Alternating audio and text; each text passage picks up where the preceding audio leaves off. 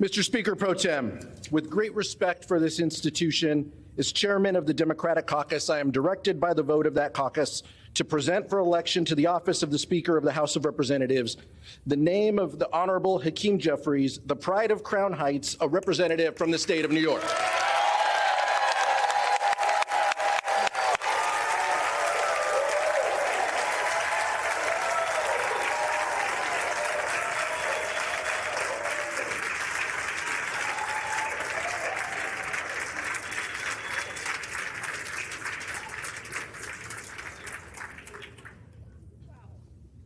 Mr. Speaker Pro Tem, this is not the history we wanted to make here in the House.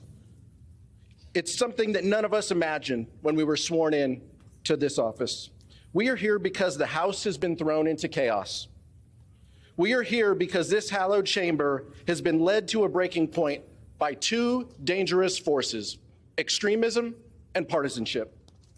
The American people place their faith in us to tackle their most pressing issues: lowering costs, growing the middle class, and standing up to those set on delivering a national abortion ban.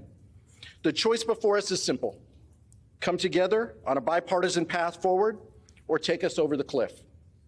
Abandon the extremism that is preventing us from getting things done, or triple down on division and dysfunction. A vote today to make the architect of a nationwide abortion ban a vocal election denier and an insurrection insider to the Speaker of this House would be a terrible message to the country and our allies.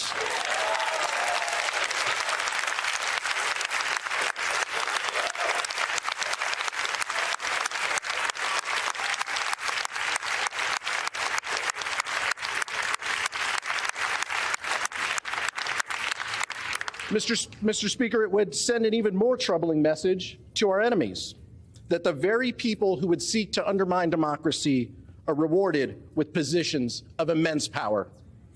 We are talking about someone who has spent his entire career trying to hold our country back, putting our national security in danger, attempting government shutdown after government shutdown, wasting taxpayer dollars on baseless investigations with dead ends, authoring the very bill that would ban abortion nationwide without exceptions, and inciting violence on this chamber. Even leaders of his own party have called him a legislative terrorist. He once said, quote, "I didn't come to Congress to make more laws." His words speak for themselves. When New Yorkers recovering from Hurricane Sandy needed Congress to act, he said no. When wildfires ravaged the West, destroying homes and businesses, and those residents needed disaster assistance, he said no. When the Mississippi River floods devastated the South and communities across state lines needed Congress to act, he said no. When our veterans were suffering from disease and dying as a result of their service to our country, and Congress passed a bipartisan solution, he said no. When our ally in Ukraine looked to Congress for additional support to help defeat Putin, he said no. And just before Hamas's brutal terrorist attack on Israel, he said no to fully funding military aid for our ally. This body is debating elevating a speaker nominee who has not passed a single bill in 16 years. These are not the actions of someone interested in governing or bettering the lives of everyday Americans. This is nothing less than the rejection of the oath that we swore to uphold as duly elected members of this body. But on this side of the aisle and throughout this chamber, I'm convinced our oath still matters. To fulfill our obligations to the American people, we have no choice today but to vote for a leader of both character and conviction. When the Congress first began, we proudly stood next to him as our leader and made a promise to every American. House Democrats would work to find common ground on the issues that matter most to the American people whenever possible. That we would stand up to extremism whenever necessary. Only Hakeem Jeffries can be trusted to keep his word.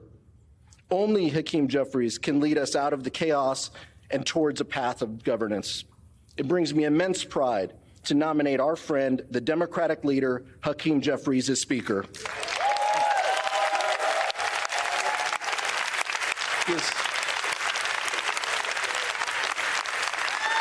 Almost. I'm not done yet.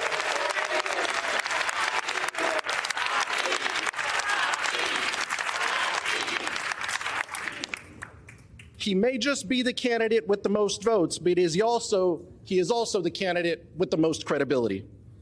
If the goal is to continue a 30-year march to hollow out our democratic institutions, weaken our democracy, and embolden extremists, there's a candidate for you. If the goal is to continue taking marching orders from a twice-impeached former president with more than 90 pending felony charges, then there is a candidate for you. The world is watching, Mr. Speaker Pro Tem. Our allies in Ukraine and Israel are watching and waiting. So let's have this vote, but let's be clear. A vote for the gentleman from Ohio is a vote to turn your back on national security. It's a vote to turn your back on a bipartisan path to fund the government and avoid shutdowns, something we can only do if we reject his nomination. House Democrats are in the minority. We realize that. If House Republicans wanted to elect a speaker without us, then they could have.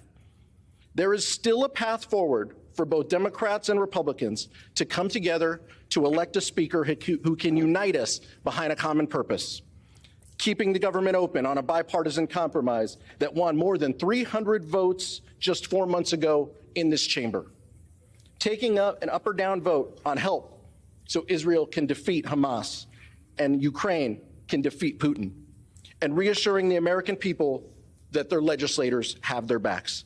It's that simple, Mr. Speaker, and we can do it today.